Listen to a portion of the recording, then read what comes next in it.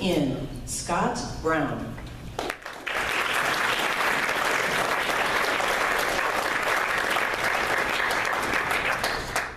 I'm paralyzed. My heart is beating in my throat. The aircraft door opens and the jet engine silences the world. Can I do this?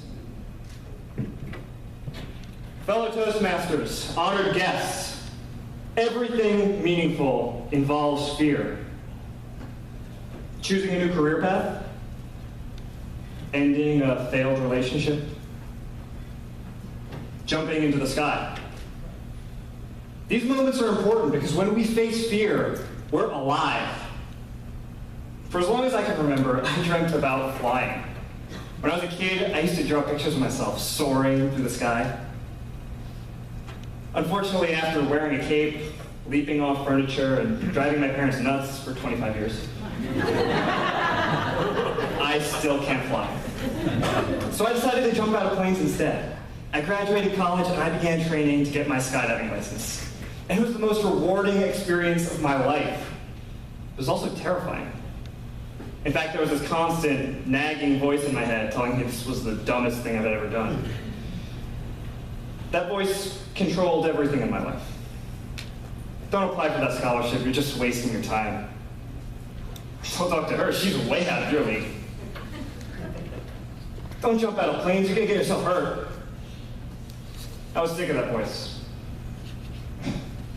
I wasn't gonna live any longer as a slave to fear. You know, I'd rather die doing something I love. So one Saturday morning last August, I find myself there, in a sweaty aircraft hangar, learning how to pack a parachute from one of the instructors.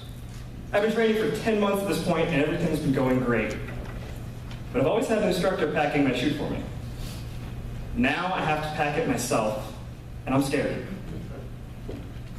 But you know what? There's a second chute in there, reserved in case anything goes wrong, and besides, it's time to trust myself. It's time to pack a chute. It's time to face fear. My instructor walks me through the process, step by step, fold by fold. We finish, and his parachute looks like a cleanly pressed suit. And my parachute looks like my college roommate's pile of dirty underwear. I put it on my back, get in the plane, we fly up 13,000 feet. I open the door, and I jump. After 60 seconds, I throw the parachute. It floats above me, and it starts to turn. And I grab the steering toggles, I try to break the turn. Nothing can get me to fly straight. When a parachute turns, it dives. I'm spinning around and around, faster and faster, diving, steeper and steeper. The parachute drops until it's level with me. I keel forward. Instead of looking out at the horizon, I'm looking straight down at the ground and death spiraling towards it. I pull the cutaway handle on my chest. The parachute jettisons off into the sky. I'm falling. I deploy the reserve parachute. A minute later, I'm safe on the ground. And then a voice in my head starts to speak. I should quit. Do I want to quit?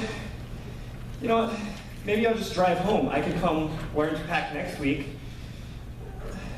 I can barely stand, my head's spinning. I'm in no condition to jump again today. Screw it. Just get my car. No. I can't keep making excuses for myself. I'm not going to live as a slave to fear. I grab another rental parachute off the rack, and I start to pack it. I work through the process again, step by step, fold by fold. I finish. It looks uglier than the first one did. I put it on my back, and I get in the plane, and we take off, and there's that voice again. I don't have to do this. I'll just ride the plane down. I'll drive home. I don't need to pack. I don't need to jump. I don't need to die today. Let's go play Angry Birds. No, I can't keep putting off my happiness. I'm not gonna live as a slave to fear. I'd rather die doing something I love. Right? I am a slave to fear. I'm paralyzed. My heart's beating in my throat. The aircraft door opens and the jet engine just silences the world. Can I do this? The light above the door turns from red to green. Behind me, 18 skydivers unfasten their seatbelts, waiting for me. I jump. After an eternity, I throw the parachute, and my hand's on the cutaway handle before it even inflates.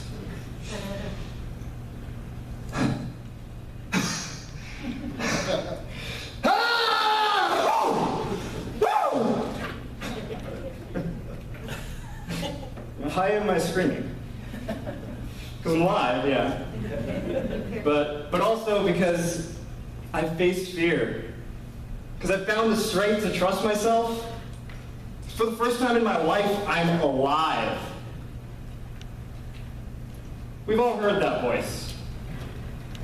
The voice that tells us not to jump out of the plane, not to jump out of a dead-end relationship, not to jump out of our comfort zone. Comes to us as the voice of reason, and it gives us an endless stream of excuses to avoid doing what we want to do. But it's not the voice of reason. That's the voice of fear. And if we listen to it, fear will prevent us from living. Fear can't be argued with. It can't be talked down. To silence that voice, to live, we must act.